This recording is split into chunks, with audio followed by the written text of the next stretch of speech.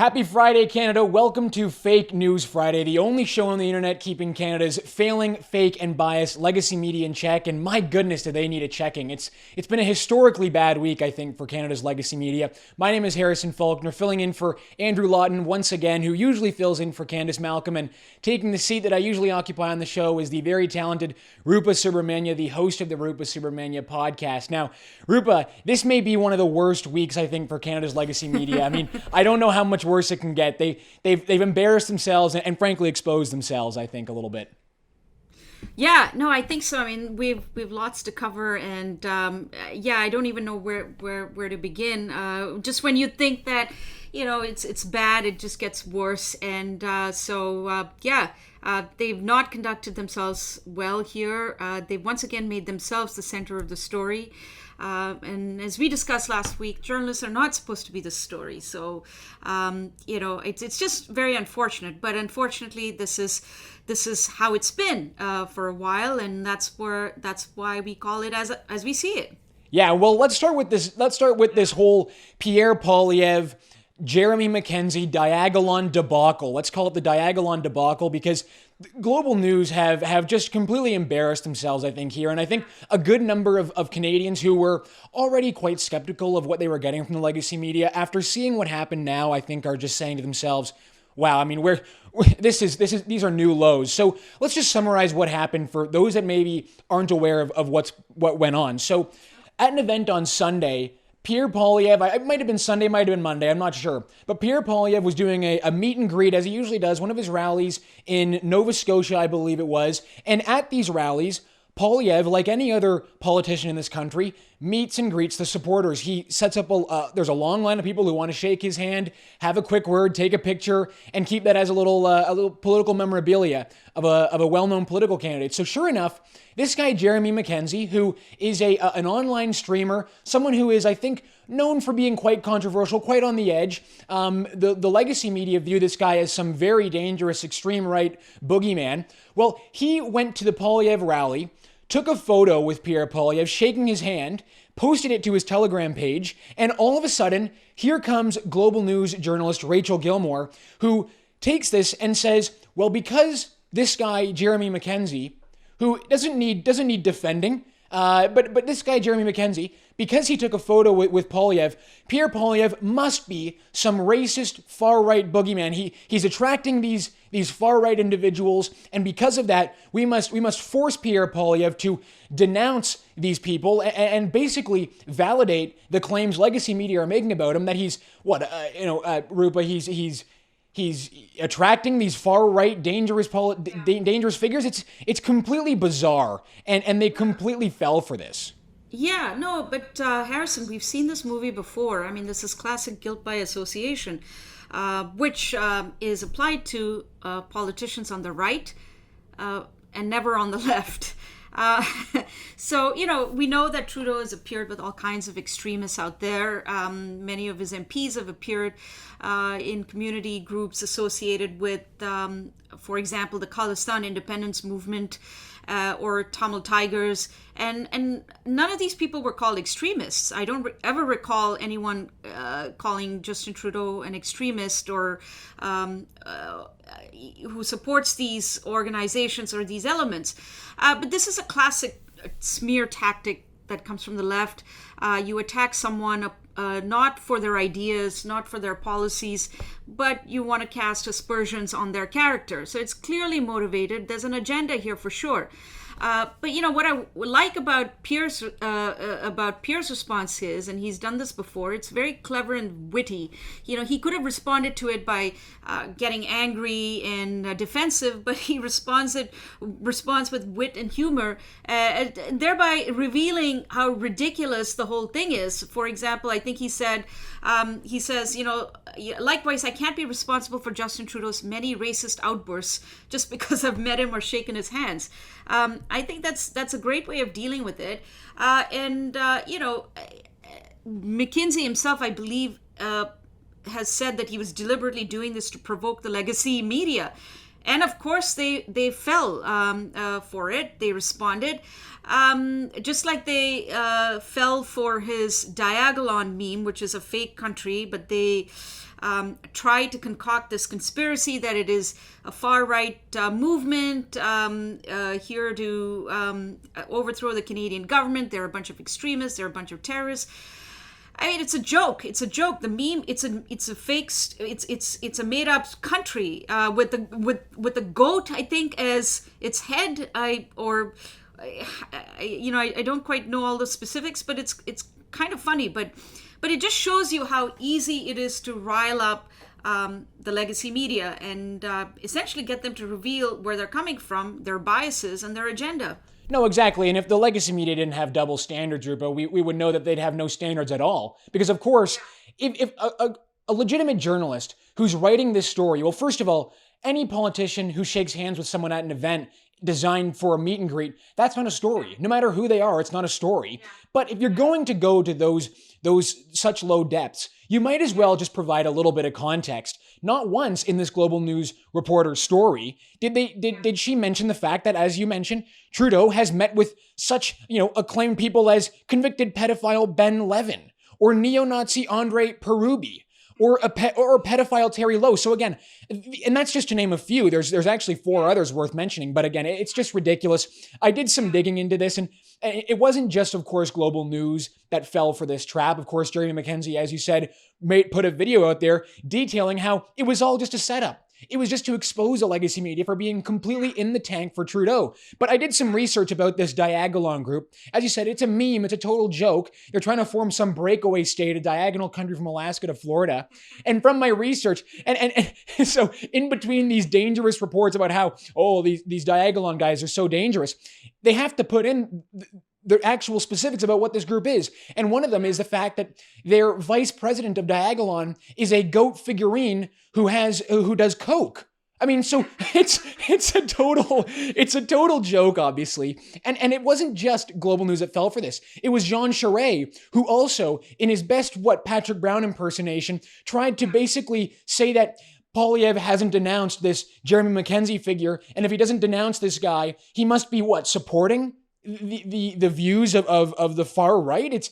It's ridiculous. And the whole goal here, and conservatives should be wise to this, and I think the more and more this goes on, they'll start to see it. What these legacy media journalists and the left want is for conservatives to denounce and distance, condemn, denounce, and distance themselves from people who, again, aren't necessarily the model citizens. But when have you seen Justin Trudeau openly denounce the extreme left or Antifa? He never does it, and no one expects him to. Well, you don't even have to go to Jeremy Mackenzie. Look what they did to the freedom protests.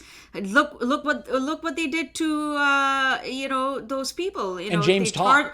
Yeah, James Stopp. Like, I've met James Stopp. To call him a white supremacist is so incredibly ridiculous. I don't even know where to begin here. I marched with the man, for a day to get an interview. I spent about 6 hours with him, and I did a podcast with him. I mean, he's a perfectly reasonable person. He believes in this, in his cause, and there's nothing racist or white supremacist about him. I mean, unless, white supremacists are now becoming a more inclusive group. I mean, I'm not aware of this development, but it's insane how they try to tar everybody, with this brush. And we saw that with the freedom protests. Just pretty much, they were just using these talking points from Justin Trudeau himself. When he characterized the unvaccinated as a bunch of racists and misogynists and should we tolerate them, as he infamously asked. And that's essentially what they're doing. They're essentially behaving like stenographers for the government, and it's unfortunate. But but there you have it. Yeah. So you've got the whole series of photographs that Justin Trudeau has taken. These aren't just with any individuals. I mean, one of them, is the former speaker, I think, of the Ukrainian parliament, who is Andre Perubi. I mean, these are real, legitimate people who are truly, I would say, to use the left's language, problematic. But again, you don't even have to go that far. You can go back earlier this week when the Canadian Heritage Department gave money, $130,000, to a vile anti-Semite. where obviously we saw Ahmed Hassan denounce and condemn, rightly so, but you don't have a whole procession of Liberal MPs openly coming out and saying, we denounce this man, we distance ourselves, because they don't actually have to, because the standards aren't actually the same. And it's also worth mentioning too, the way that this has all been set up. They've created these blanket terms like ideologically motivated violent extremism, for example. IMVE. That's like a new thing. And if you think about that, ideologically motivated, that's basically politics. And violent extremism, that can be anything, as we've seen from the left. So, I mean, this is standard operating procedure from the legacy media. And there was another article that came up from the same journalist at Global, because Global wasn't done there this week. Of course, after embarrassing themselves on the Monday, they decided the next day to double down and go even deeper. They wrote an article. The headline is laughable here. The headline is How Podcasts Have Become Misinformation Machines and What Can Be Done About It. So this article is unbelievable. They basically just take any conservative right-wing media operation. They take the biggest names. We're talking Jordan Peterson, Ben Shapiro, Alex Jones. They're saying anyone who is not basically in the legacy media, anything that's not printed by a legacy media outlet or anything that's not produced by some sort of legacy media outlet, Rupa, is disinformation and right-wing. And they even try and lump in shows that aren't even podcasts as podcasts. It's ridiculous. Yeah, it's very poor research. Look, obviously there's misinformation out there, there's disinformation, no one denies that. But here's the thing, there's a lot of fake information from the legacy media itself. The legacy media itself is a big proponent of fake news stories and it propagates this, right? Not proponent, but propagates these stories. So it's rather disingenuous to say that it's just podcasts spreading misinformation. And keep in mind that legacy media still reaches a large number of people who are not into podcasts and other sort of how you and I would get the news. There are a lot of people who still look to the CBC and the CTV and legacy media for news. So again, the fact of the matter is that the fake news, the legacy media,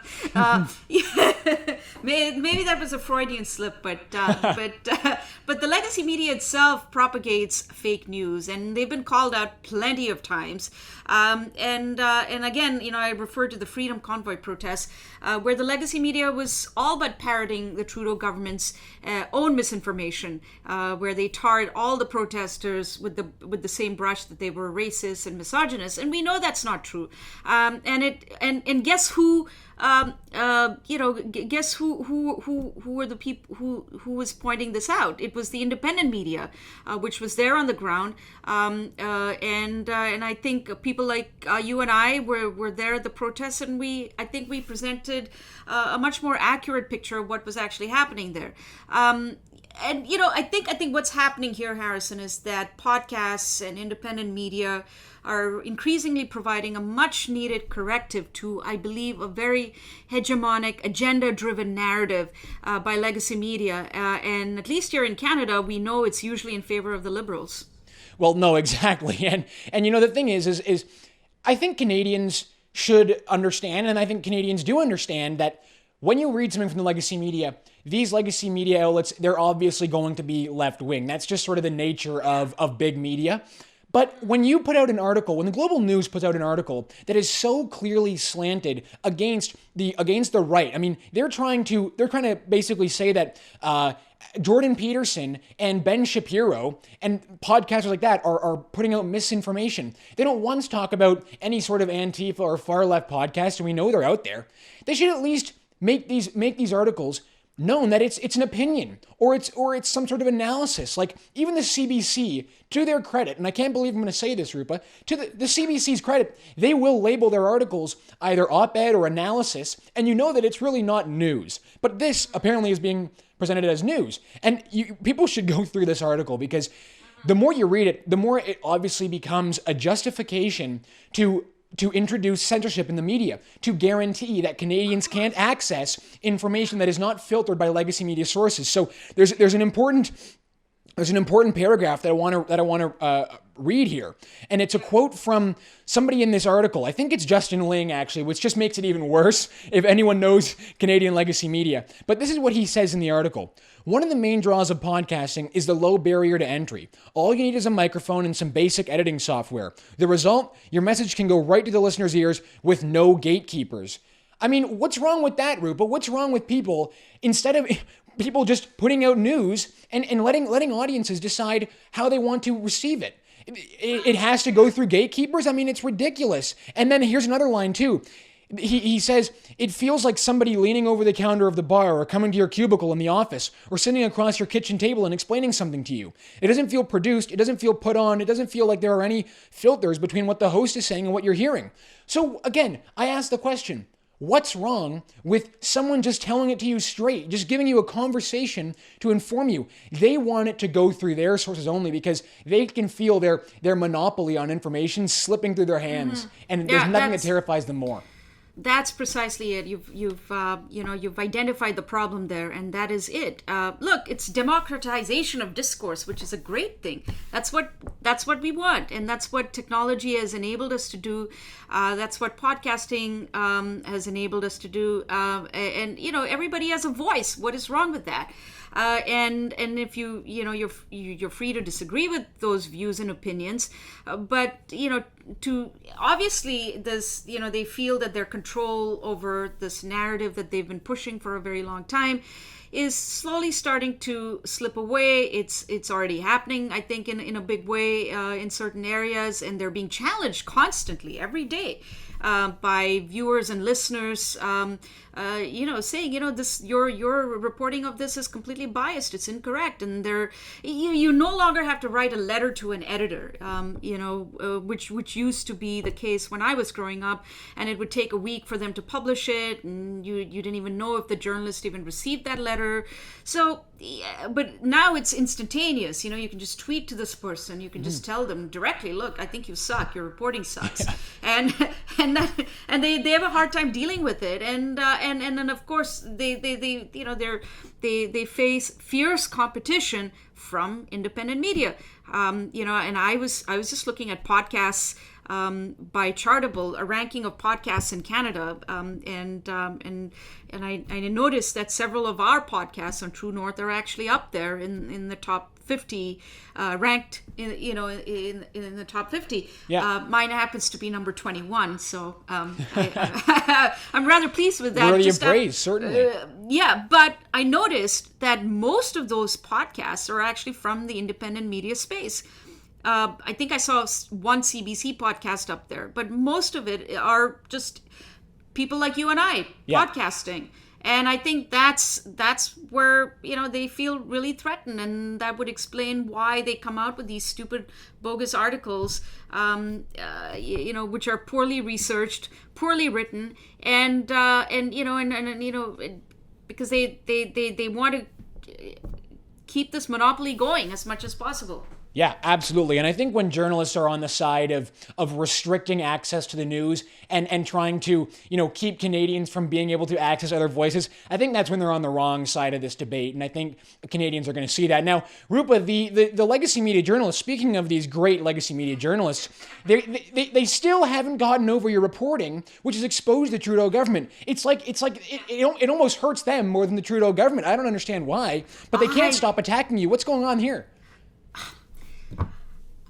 Well, it's, back in the old days, Harrison, and that was not too long ago, when a journalist broke a story, right, other journalists would dive into the story and try to get more stories out of it, right? But what's happening here is that they're actually trying to demonize the journalist and defending the government. It's messed up. So, just imagine when Bob Woodward and Carl Bernstein broke the Watergate story, and legacy media in Canada would have attacked them and tried to defend Nixon. It's really about that ridiculous and so incredibly shameful. There are several things that are shameful here. They're attacking me. And they're also so incredibly stupid and naive that they take everything that government officials are saying at face value. They do this kind of thing in North Korea and other tin pot dictatorships, to stay alive, right? Because if you speak out against dear leader, that's it. That's game over for you. But it's incredible that, some journalists here are behaving like we're in North Korea. Rather than having a healthy skepticism, towards official narratives from the government, fact-checking. They're fact-checking me. They should really be looking at these court documents and digging deeper. There's a lot of stuff in there that I couldn't get into. There's so many stories here. But they're busy fact-checking me and, attempting a character assassination by saying that I'm affiliated with far-right outfits. What on earth does it have to do with the story? And the story speaks for itself.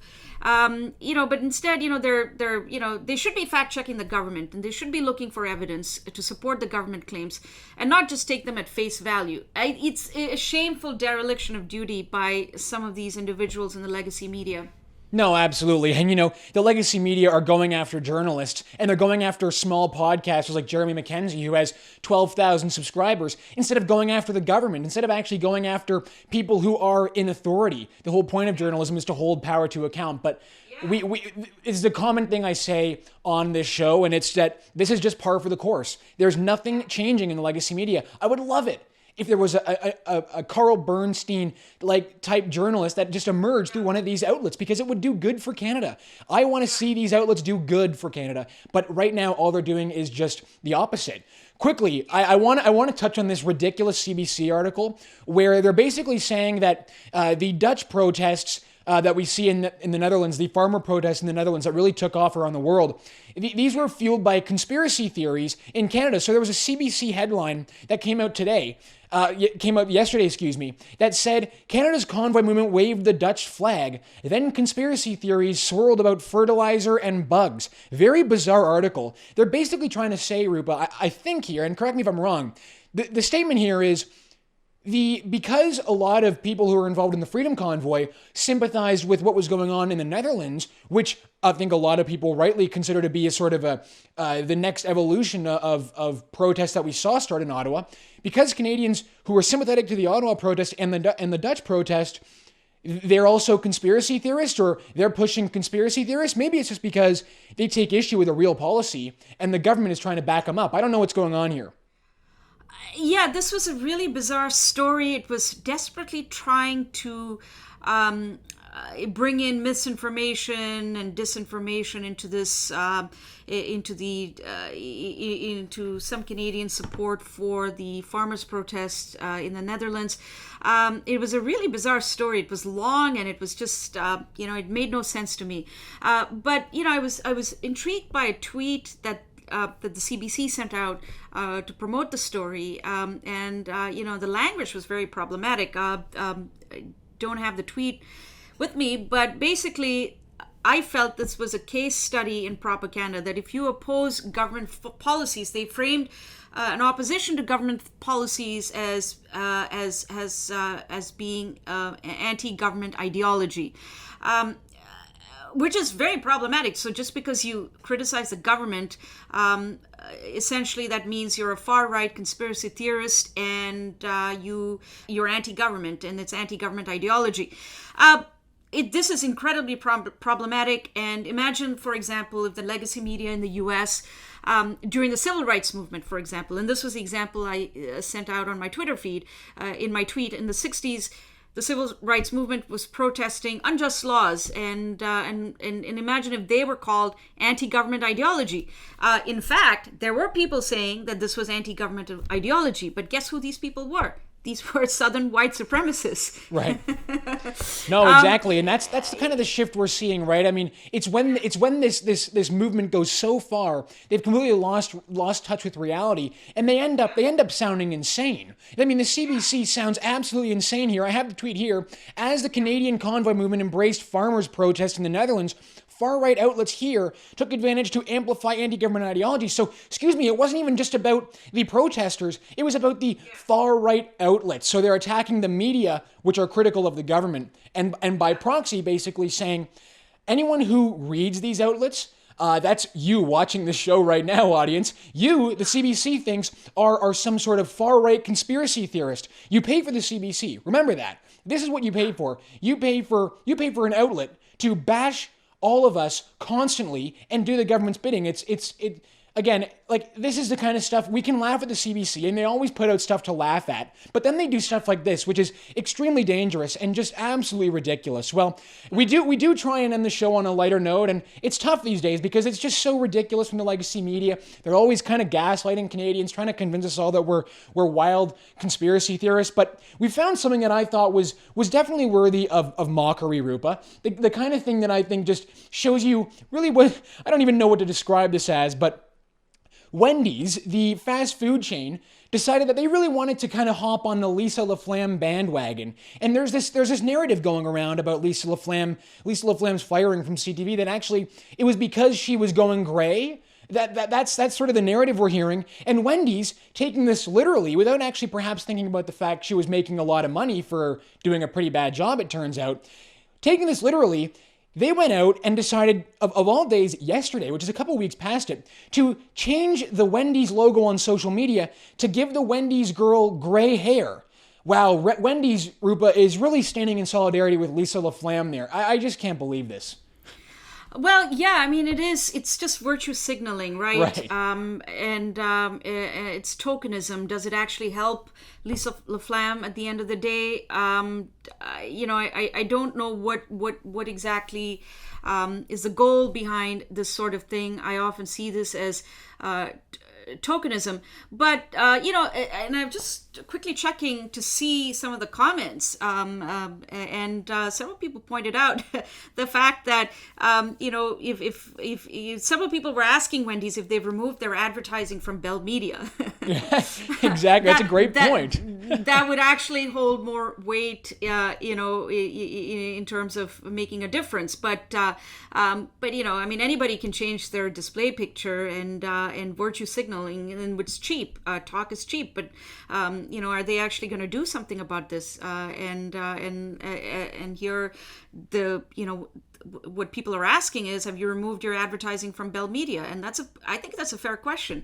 At the end of the day, I certainly don't think that this kind of thing does nothing. At the end of the day, it's just virtue signaling. It's just weird, cringe, sort of classic corporate media attempts at trying to ride a bandwagon. And it's just very bizarre. And they have 13,000 likes, so people, I guess, like it. But there's some good comments here, and there's some good mockery on it, too. So what a way to wrap us up for the show. Have a great weekend, everyone. Thank you for watching Fake News Friday. My name is Harrison Faulkner. That is Rupa Subramanya. You can catch Rupa's podcast every Tuesday. You can catch my show, Ray Showed, every Thursday. Take care, everyone. Thank you for watching. Have a great weekend.